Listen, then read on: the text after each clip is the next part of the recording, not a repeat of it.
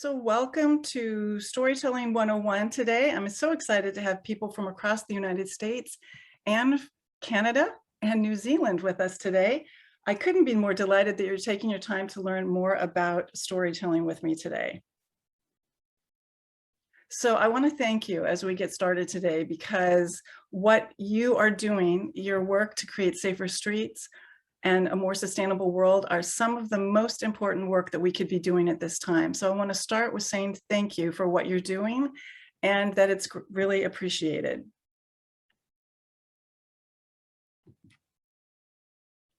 So I wanted to let everybody know again that I'm going to be sharing with you my 10-step storytelling map.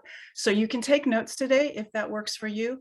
But if you don't want to take notes, don't worry about it, because everything is covered here. You're going to know exactly where we are, and you can get the PDF at the end of this, and then I'm going to email it to you as well. So if you don't know me already, my name is Melissa Balmer, and I'm the founder of Petal. And I work on my own and with some very talented colleagues to bring you storytelling, communications, media relations, and leadership tools so that you can transform your work and reach broader audiences. And Petal Love is about a decade old. Actually, in September, we celebrated a decade. So we've been at it for a while. I am hailing to you from Washington State. I'm on the northern Kitsap Peninsula, on the lands that are traditionally of the Squamish tribes and the Port Gamble Sklallam tribes. So what we do at Petal Love is pretty unique in that we break down storytelling step by step for you so that you know exactly how to do it. So everything we teach is about making sure that when you leave classes with us, when you read something on our website, you know exactly what to do next. Let's see if we can get them.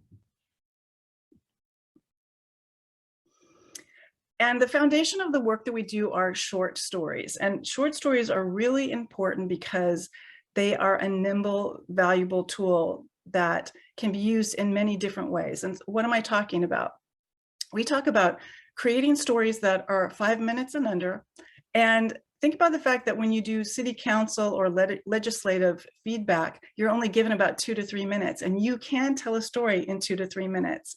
So short stories can also be part of a media interview. They can be part of a panel presentation, a keynote. They can be for a blog, an email newsletter, and more. And today, I want you to not only have a story in mind that you want to finish after this class, but I want you to have in mind the next steps that you're going to take in order to share this story and see how effective it can be. So short stories are a way that you can, and really you should have an array of short stories. So not just one. Think of having an array of short stories so that you can be nimble and agile and ready for just about any communication opportunity or challenge that comes up in your life. So I wanted to share this very famous quote with you from Maya Angelou because it's one of my favorite, and it's really true. Because here's the deal. We're in some of the most important work right now, right? We can't have a more sustainable world without safer streets. But here's the problem. We in active mobility advocacy, urban planning, trails, you name it, we wonk out. And we have to do a better job of painting the future that we want to see through storytelling and sharing the story of people who are in our tribes, who we serve, and more. So my goal is to help you today get to the next level of storytelling and to feel like you really have some new skills and some new muscles that you've built. And there are people here that are going to say, you know, here's the thing, Melissa, I'm with you about storytelling, but my story isn't the one that I want to be telling. It should never be front facing for me and my organization. And I hear you. I understand that. You want to bring forward the voices that you serve. You want to bring forward the voices and stories of people who have been impacted by unsafe streets and whose lives have been transformed through active mobility. But here's the thing. You cannot get people to share authentic, brave, compelling, honest stories with you if you're not willing to put your hands in the clay and really learn how to do it, because you've got to demonstrate that. You can't give people a fish, right? You've got to teach them how to fish. So I'm going to walk the walk today and actually tell you a what I consider is a very brave story to tell. So you can tell me at the end of this whether or not you believe me. What I want you to understand is that your story does matter and it can have value. So it might not be front facing, it might not ever be on your website, but think of it as a leadership training tool. Think of it as a way for your board and your team to know each other better. If you share one of your stories, imagine the stories that they can share with you. It's a really wonderful opportunity. So let's talk about just briefly what I'm going to cover with you today so you know what to expect. I'm going to share why science is proving that storytelling is so compelling to the human brain. I'm going to share with you my own story, a short 5-minute story, and I'm going to share with you my 10-step story map that I use to create the story. And then it's going to be your turn. You're going to actually start crafting your own story with the first 4 steps of the story map. So right now, I want to take 3 minutes. I'm going to time us, and I'm going to take 3 minutes, and I want you to think about the story that you've kind of been ruminating over. And I want you to write down your lay down, your stretch, and your visionary goals for this story. So what do I might mean? I mean, the lay down might be that you finish the story, right? You start it today, you finish it with the story map in the next week, next month. The stretch might be in the next 3 months or so that you use it in a blog or an email newsletter, or you write it in an article, something like that. And then visionary would be, what do you want to do in the next 6 months to a year with your story? Do you want to create your own storytelling camp for those you serve? Whatever it is, write it down, and we're going to take 3 minutes right now to do just that. So I'm timing us, and go. Your lay down, your stretch, and your visionary goal.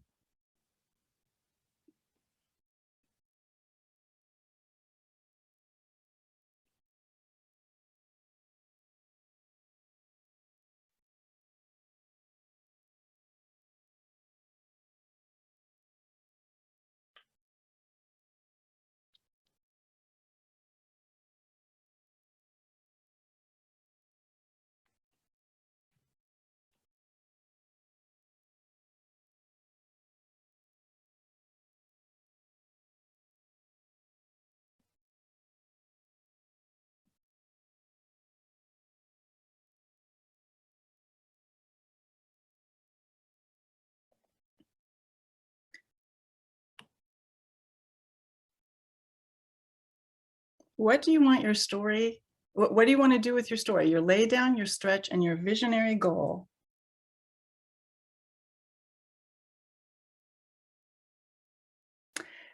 And I am going to ask people at the end of this, when we do questions, if they want to share what their goals are. So be honest, be brave, be bold, and you may have an opportunity to share that if you want to.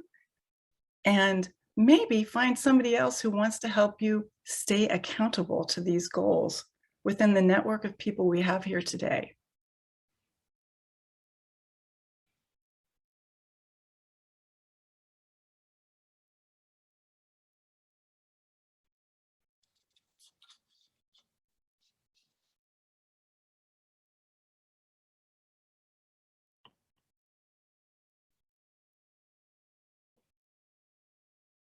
We're just about halfway through now. You're writing down your lay down, your stretch, and your visionary goal for storytelling.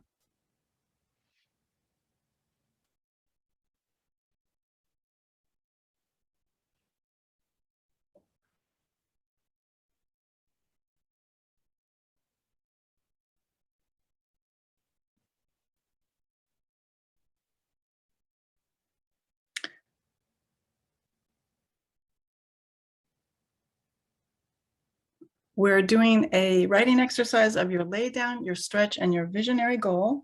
We just have 30 seconds left for this. So wrap it up, but set it aside, but keep it where you can reach it, because we're going to touch on this a little bit later in this class. 15 seconds.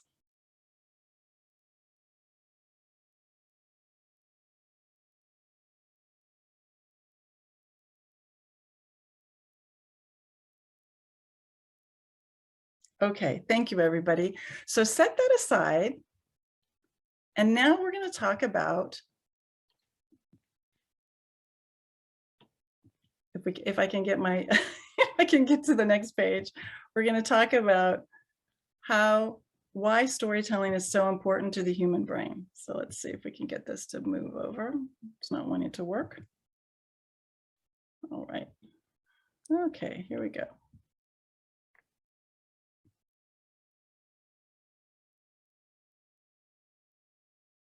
All right, so we're going to talk about the science of storytelling, which is really fascinating. I hope this is the thing that's going to really convince some of you that are still on the fence. So over the past 20 years or so, especially the past 10 years, science has really figured out how to measure storytelling. So it turns out that the human brain is wired for story. It's literally in our DNA. Something that is wrapped in a story is 22 times easier for the human brain to remember. So think about that, how you can you can wrap your policies, your data, and your infrastructure, even your products in a story so that people will really understand it. The first of the three things that I want you to remember today about the science of storytelling is called mirroring. This is a fascinating scientific topic that when you are listening, reading, or watching a story, the same parts of your brain light up and are activated to other people who are watching, reading, listening to the same story. So let me give you an example of why that's so important. Storytelling breeds compassion. The book Uncle Tom's Cabin, for example, was published in 1852 prior to the Civil War, and it had a huge effect on Americans deciding that slavery was evil and needed to be stopped. Before that book came out, most Americans felt like it was just a horrible fact of life. So storytelling helps change people's minds and breeds compassion. The second scientific fact that I want you to know about is called neural coupling. And that means that when you're reading, listening to, or watching a story, the parts of your brain activate that allow you to insert yourself in the story. So that is why so many people feel the force within for Star Wars, so many people feel the magic of Harry Potter, and so many people feel the power of the superhero movie franchises that have dominated the box office over the past 15 years or so. So imagine if you could engage your current audiences and future fans the way that your favorite movie, television show, or book does. You can with the art and craft of storytelling. And the third reason of scientific is our hormones and neurotransmitters. So when your brain encounters a compelling and satisfying event, such as a story, it turns on cortisol and adrenaline, and those are the stress hormones that super focus your attention span.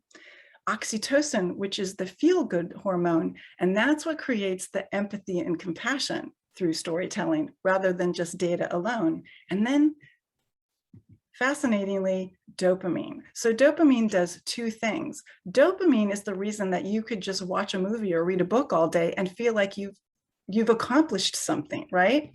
The other thing that dopamine does is it's the reason why we remember well-crafted stories better than data alone.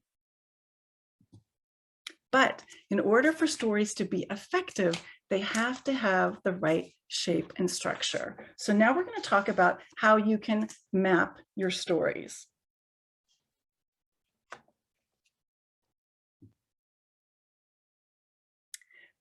And how you can humanize and demystify the work that you're doing by wrapping it in personally engaging stories. So we use at Petal the hero's journey story type. That this is what we teach, and the reason we do this is that hero's journey stories are the most popular stories of all time. And the second reason is that hero's journey stories are not about winning, they're about transformation. And isn't that what you and the work you're doing is all about?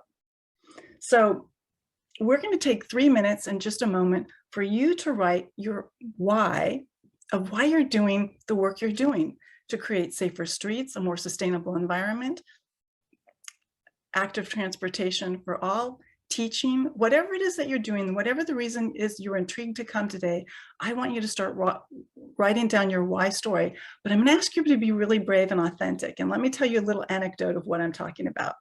So when I first got into active mobility about a decade ago, the first story that I shared with everybody was that it took my then friend and now partner, Charlie Gandy, 6 months to convince me that I could ride a bike. So here's the thing. I knew I could ride a bike, but I hadn't been on a bike in 30 years because I deal with chronic health challenges. And I thought, where would I go? It wouldn't be of any value. Well, I got on a bike again and realized that a bike is a strength maximizer, and I started to use a bike almost every day. But that's not my real why story of being passionate about active mobility. And I'm going to share that story with you in just a moment. But first, I'm going to time us again, and I want you to take 3 minutes to write your why story. Not your why, but just a basic. This doesn't have to be a story, but just write down, why are you so passionate about active mobility? What happened to set you on this path? And you might have a front-facing story like I did, which was, hey, doesn't this look cool? But there might be a story behind the story. And I'm going to share in just a minute my story behind the story.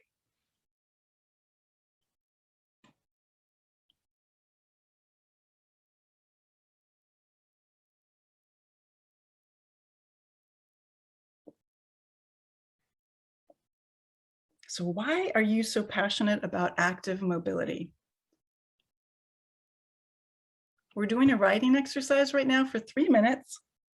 Why are you so passionate about active mobility? What happened to set you on this path? What is it that gets you out of bed in the morning, eager to work on this? We have just about 2 minutes left to go.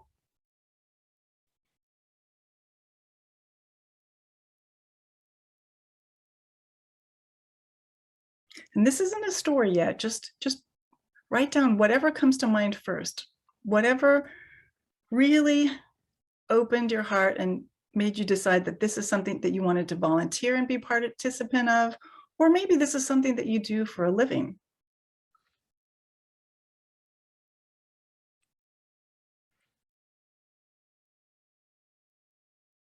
We're about halfway through now. You've got about 1.5 minutes left.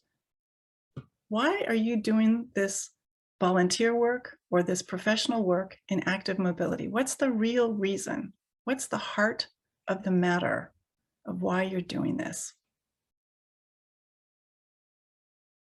And this is part of building your story.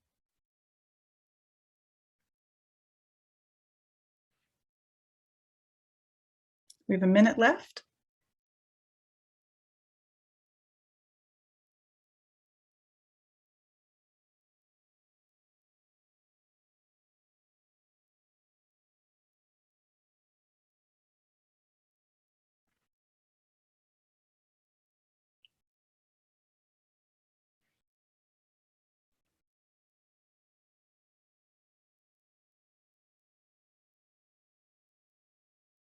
Just 30 seconds, so wrap it up.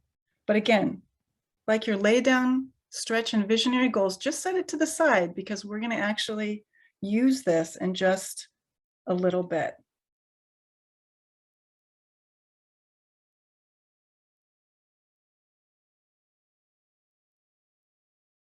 Ten seconds and wrap it up.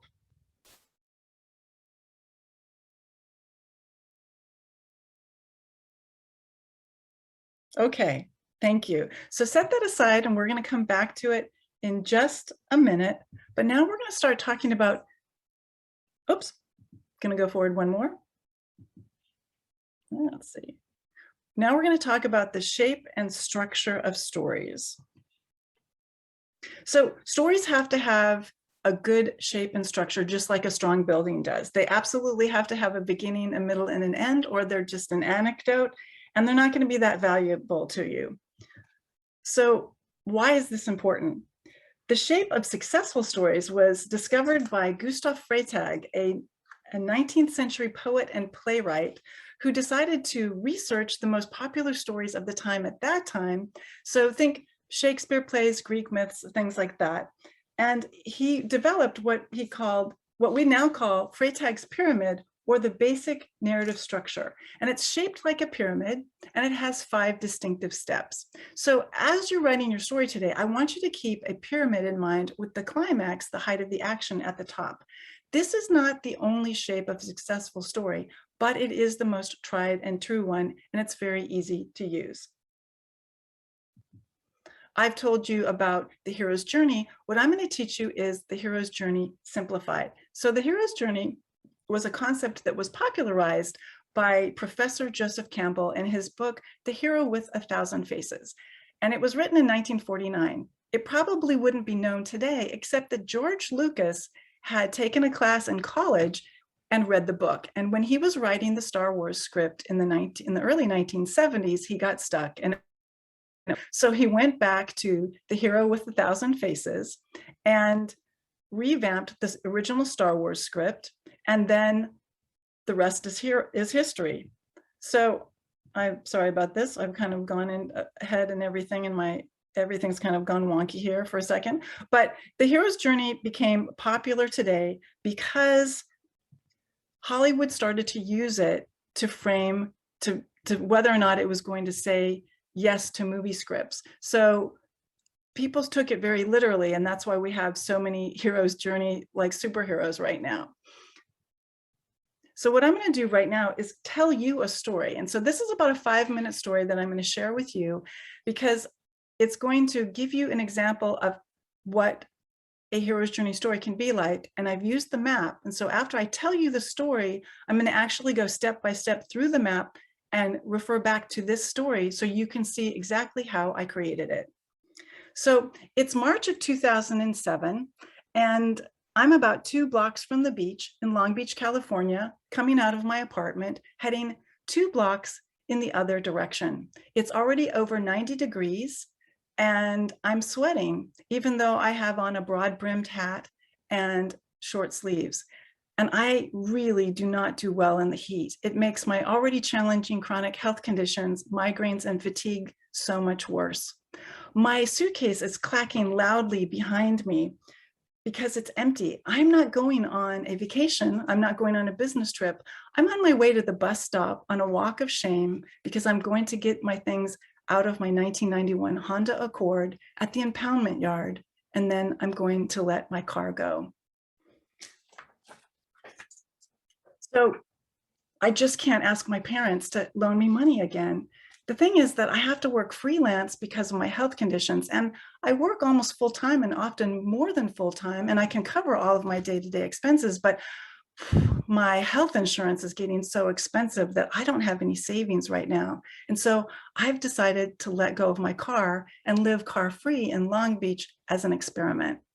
And I know I can do this because Long Beach has great public transit. There is a bus stop one direction, it's just half a block, and the one I'm going to right now is just 2 blocks away. And Long Beach is connected to a lot of the rest of Los Angeles through the train. So I know I can try it. I also used mass transit when I lived in Italy in my 20s going to language school. So I know that there are places that people do this, even though I'm a native Southern Californian. When I get on the bus, it's deliciously cool compared to outside. And it takes about a half an hour to get to where we're going. So I live in the urban core of downtown Long Beach, but I'm going all the way to the suburb side where the impoundment yard is. And when I get off the bus, I have about half a mile to walk in the heat, and it's much hotter because there are no trees. There's the cement sidewalks and cinder block walls, but we're in the suburbs and it's a big wide street I have to walk along, and they decided to cut down all the trees. When I finally get to the impoundment yard, I am so hot and I'm so tired and I am so embarrassed, but the clerk is very nice to me, and she tells me that I do still have a couple of days left to get everything out of my car. And that's really good, because after I pack up what's in my trunk into my suitcase, I realize I have to come back again the next day. And I do, and it's just as hot and it's just as tiring, and I'm still embarrassed. And I'm sad because my car and I have been on a lot of fun adventures together. But then after I finally finish packing up and I walk out again of the impoundment yard, I realize, wow, I'm not going to have to pay an insurance payment this month. I'm not going to have to go to the gas station this week, and there's not going to be any more repairs. And so what I feel instead is a sense of relief. And then when I get on the bus again, it's deliciously cool. And this time I've remembered to bring a book. And while I'm traveling along, I remember, wow, I like to read while traveling. I can get used to this. And I do. And I had no idea then in March of 2007 that just a few months later, I would meet a woman named Georgia Case at a nonprofit event. And we would bond over our love of Long Beach, which is where I was born. And she was living. We were both in public relations, and she knew that the city of Long Beach had raised a lot of money to become bike friendly because she and her husband had helped Long Beach found Bike Station, the first public bike parking facility in the United States. We became such good friends that a couple years later, she invited me to work with her to collaborate and pitch a proposal to the city of Long Beach when they put out a call for proposals for a marketing campaign for this new Bike Long Beach program. That campaign, which we won, was my entrance into active mobility, and it transformed my life. If I hadn't given up my car, Georgia and I wouldn't have become such friends. And so what I want you to do right now is take just a minute, and I want you to write down something that seemed like it was a disaster at the time. It was awful, it was heartbreaking, it was embarrassing, but later ended up being a really great blessing. So I'm just going to give us a minute on the timer. What happened to you? Was it something like me? What happened that seemed like a disaster, but ended up being a blessing?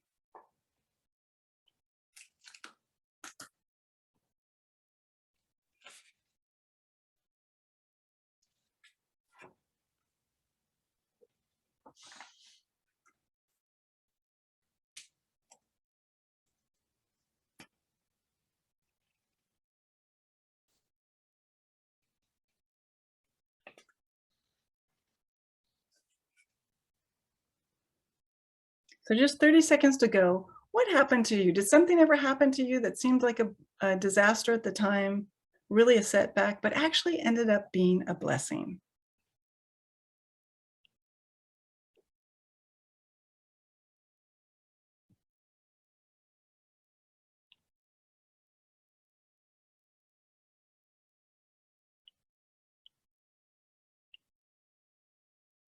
Okay, so we're going to wrap it up. And now we're going to talk about my 10-step story map. Because here's the thing. Joseph Campbell's hero's journey archetype is really fascinating and fantastic, but it has 17 complex steps plus magical intervention, which most of us don't have access to anymore. So what I've done is I've married the 5-step Freytag's pyramid together with Joseph Campbell's hero's journey and come up with a simplified hero's journey that you can use and that works really well for the kind of work that we do. So the first thing you want to do with your story is you want to have purpose. So what do you want people to do because you tell them this story? So let's focus on this fall, for example, this fall and winter. What do you want a story to help you do? So do you want it to help you raise money? Do you want it to help educate people? Is there a policy or a plan that they need to understand? Is there a new law that came into play that, like, slowing down speed limits? Do you want to create greater rapport between your team and your advisory board? Whatever it is, you want to start with your purpose in mind. So why don't you write one sentence right now about what your purpose is that you would want to be telling a story this fall or winter?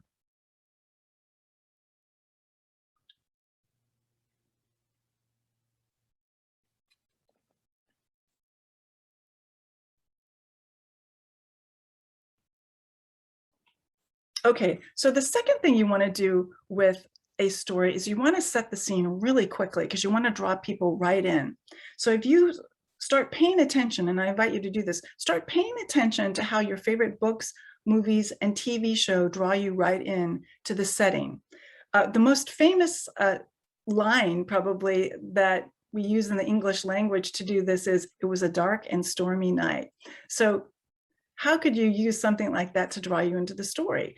You'll notice that I start my story off with a bang. I'm 2 blocks from the beach and it's already over 90 degrees in March. The third thing you want to do is you want to share your inciting incident or your rising action. And this is when the drama starts in the story. So what happened to start you on your adventure? Was there a conflict of some type? Was somebody hurt? Were you hurt? Did you transform your life by riding a bike again and reverse your blood pressure? Or were you like me and you had to actually give up your car because of financial reasons? What happened to you? That's the rising action. And then the fourth thing you want to talk about or include in your story map is, did you meet a mentor on the way? And in my case, I didn't actually have a personal mentor until later, which ended up being Georgia Case. But initially, the whole reason that I was able to even consider giving up my car as an experiment was that I had lived in Italy, where everyone takes public transit at least part of the time. And then remember the pyramid. The top of the pyramid is the climax for your story. So this is the height of the action. And this is where you face enemies or you find allies and you overcome big obstacles. So the height of the action for my story was that I finally make it to the impoundment yard and I'm so embarrassed. And the clerk is nice to me, right? So it wasn't as bad as I feared. But the sixth thing is falling action. Nothing is ever easy after the climax, even though it looks for a little bit like it might be. So what happened for me is that I'm there with my suitcase and I realize that I'm not going to fit everything in my trunk and I'm going to have to come back again the next day. And it's just as beastly hot. Now, remember, everybody, you're going to actually get a copy of this storytelling map. So yes, take notes if you want to, if that helps you. But remember, you don't have to take down every single word. And then someplace in your story, you need to share your transformation. Because remember, hero's journey stories are not about winning, they're about transformation.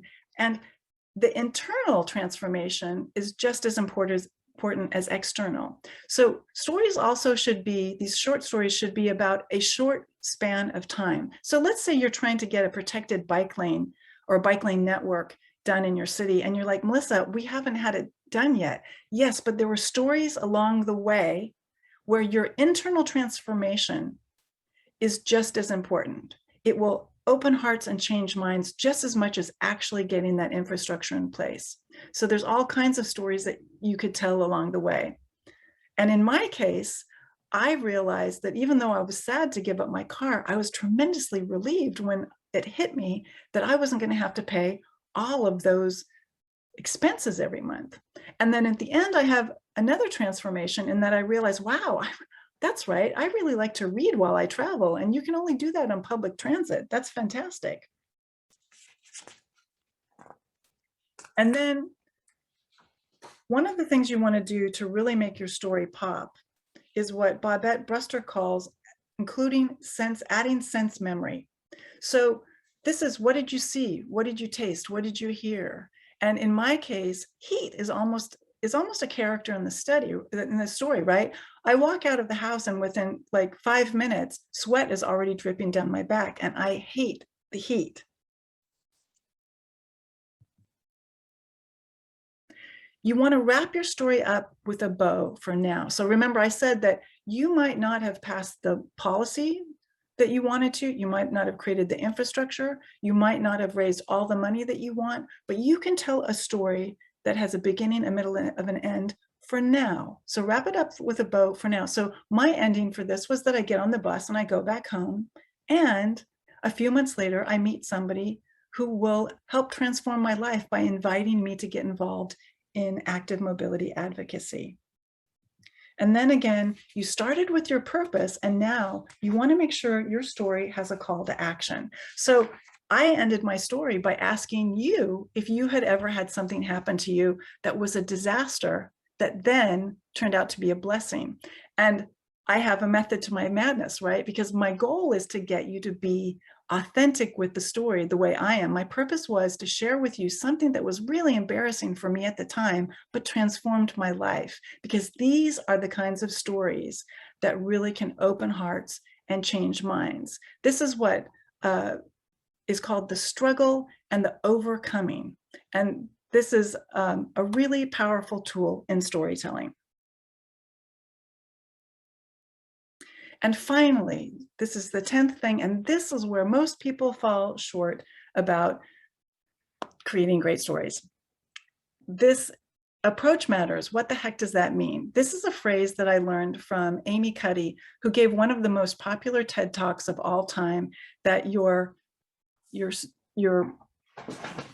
me, I'm gonna put something in here to help the flow of the internet because I see I freeze a little bit. Okay, so Amy Cuddy has written a best-selling book called Presence, but she also did a famous TED Talk, one of the top TED Talks of all time, about your body language helping shape how you feel about yourself.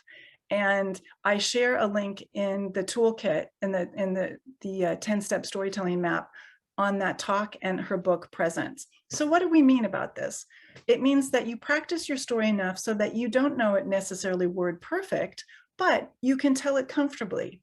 And so if it's in a media situation, if it's a fundraising conversation, you feel good about it. You can find a sense of flow in it. I used a script because there were a lot of things that I wanted to make sure I included so that I could share with you step by step. But it would be great if you got to a point where you didn't have to have a script. And then if the story is going to be live in any way and or recorded, you want to make sure that you know it so well that you've recorded yourself on your phone, you've maybe done a videotape, you've said the story to yourself in a mirror so you can watch your facial expressions.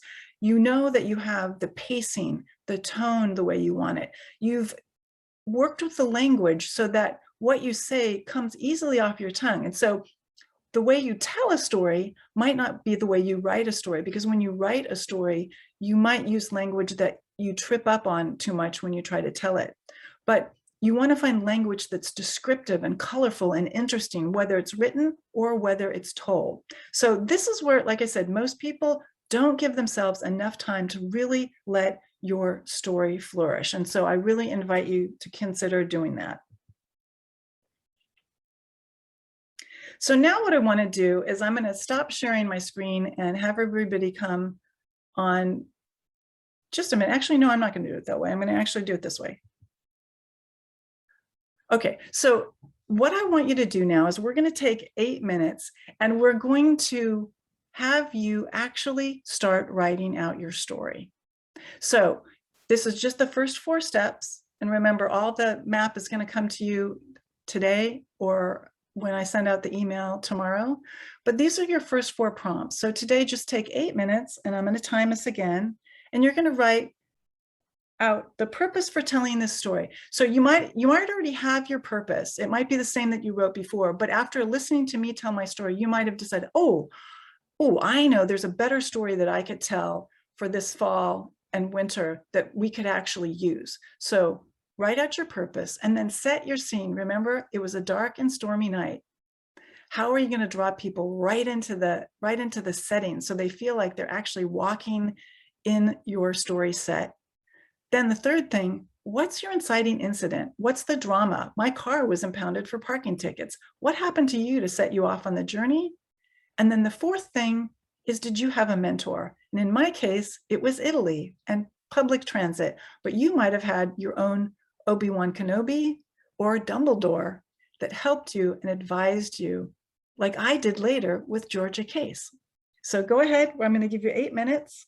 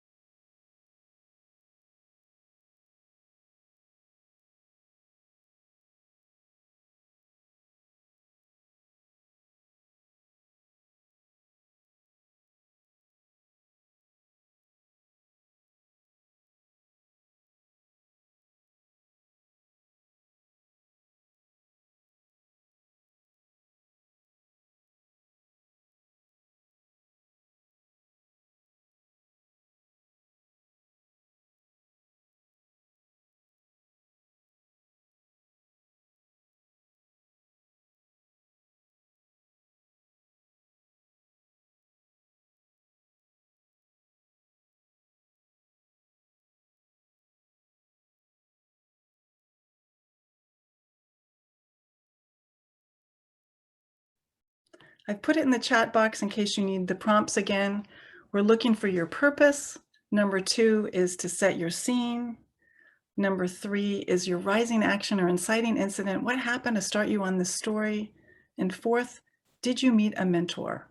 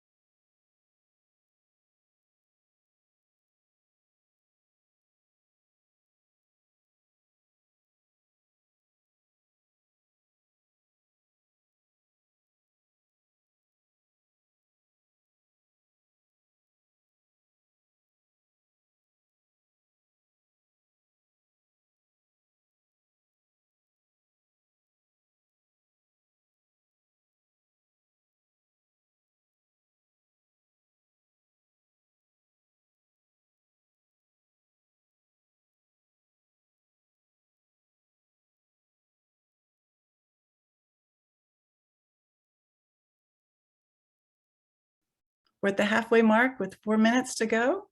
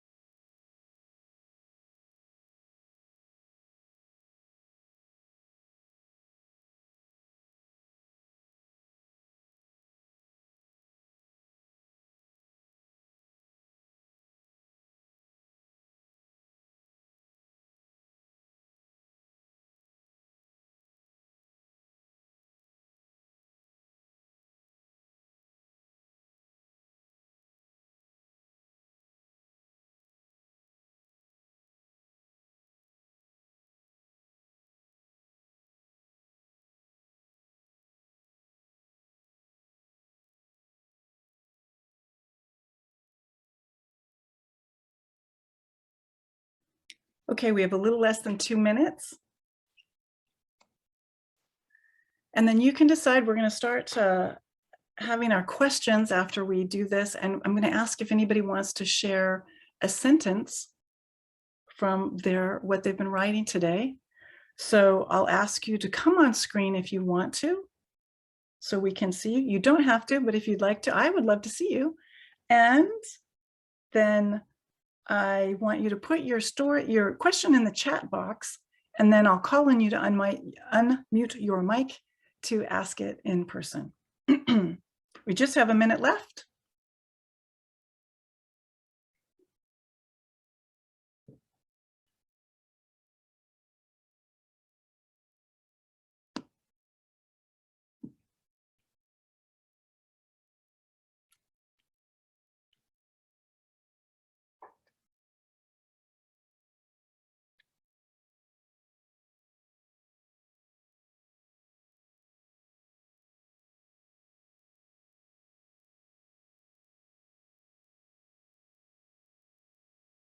Thirty seconds.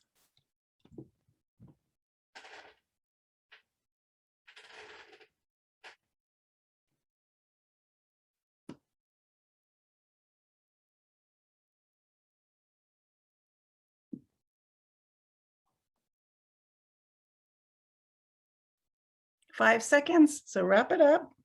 And then if you feel comfortable, please let us see you.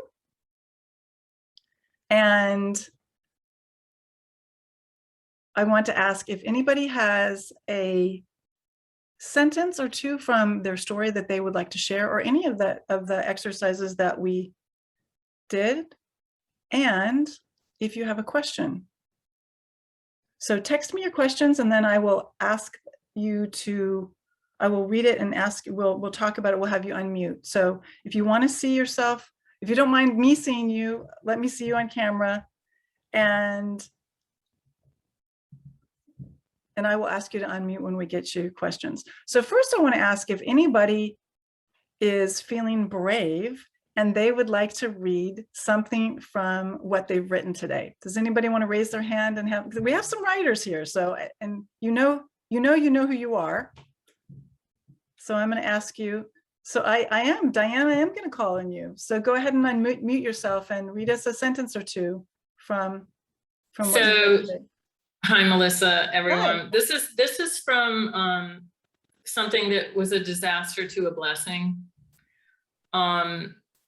It's very hard to think of those things off the top of your head because I happen to be in Florida now. I thought of this, and it's actually been so powerful.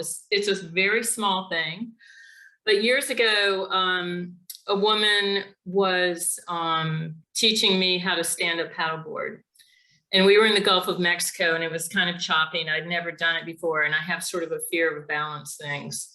And it was pretty much a disaster. I couldn't get off my knees, and I was really nervous. And she was like an expert, and she's also really beautiful and athletic. And I just felt like a loser.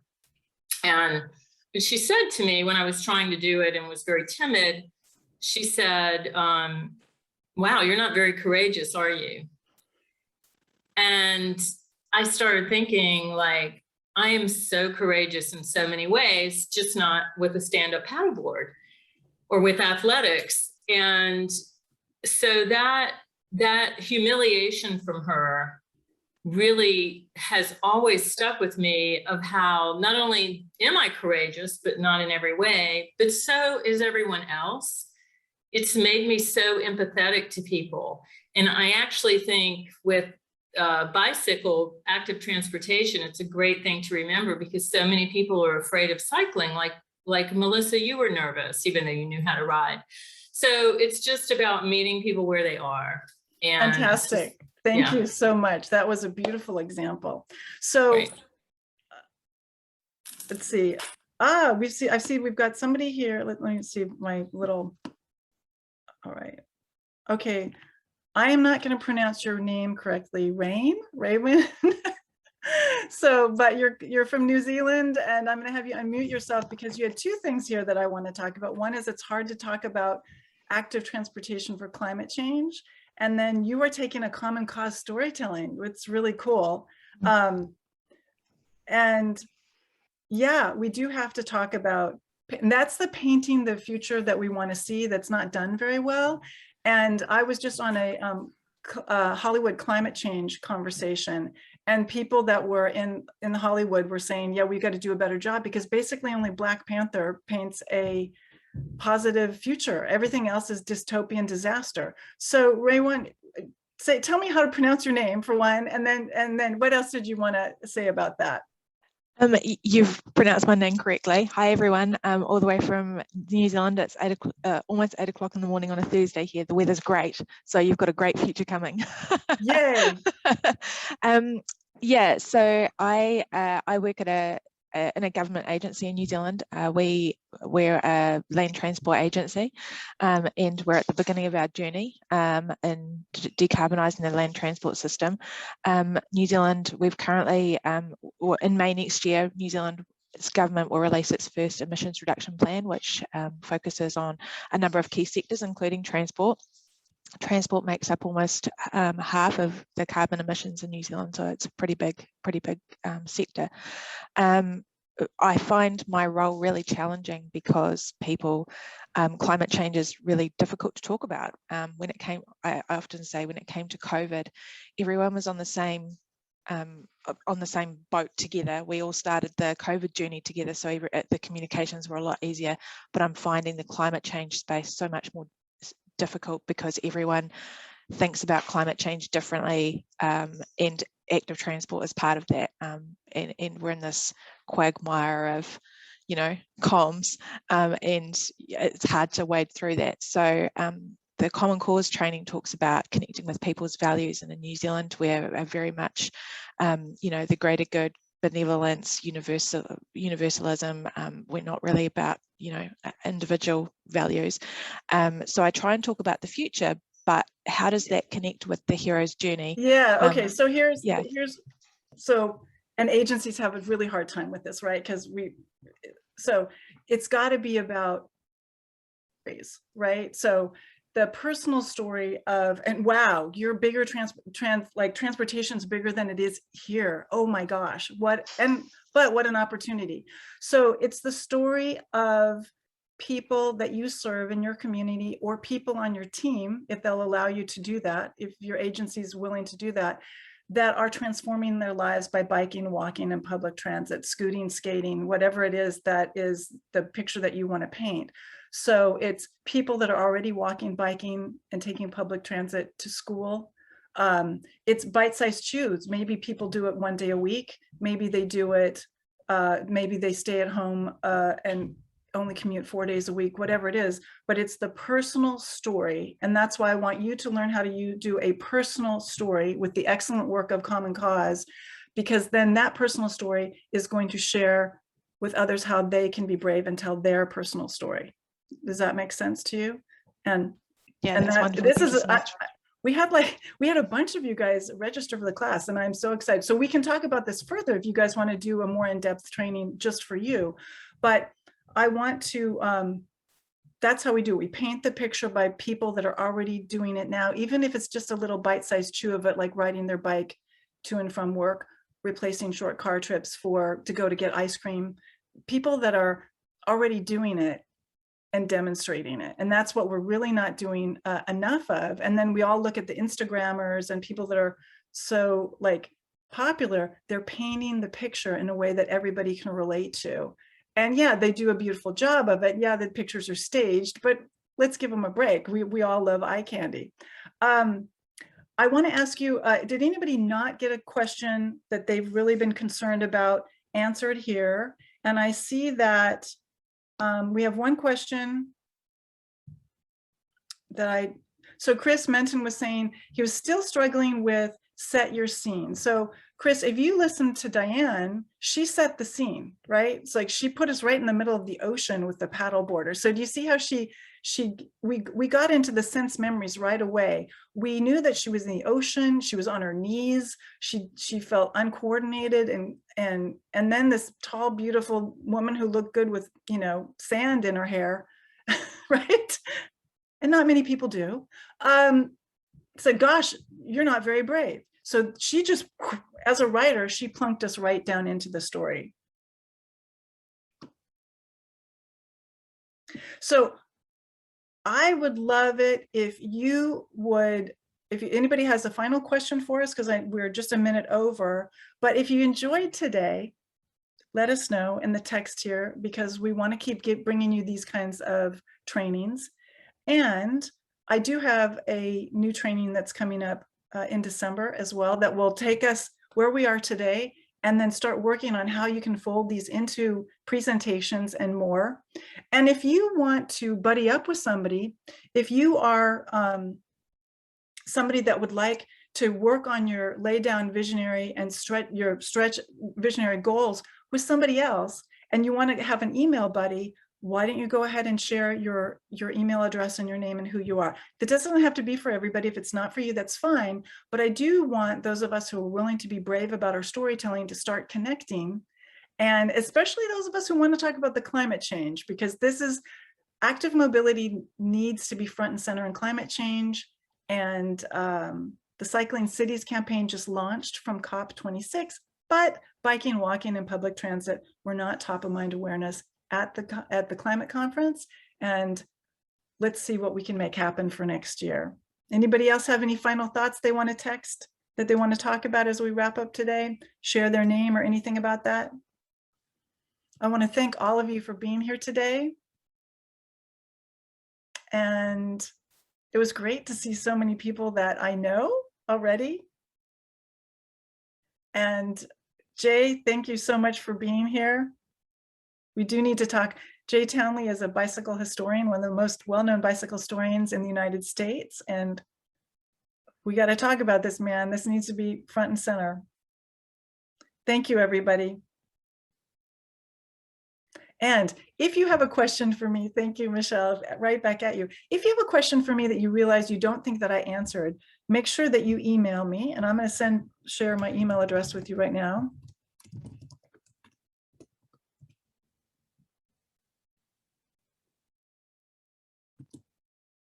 Anna, yes, I will be in touch. We can talk about this, absolutely. And I'm going to see here if I can make this, okay. I'm going to, where's this? Okay, it won't let me share the link of while I'm recording, and it's hiding the recording all of a sudden. So I will share with you, I will email everybody today the actual 10-step story map.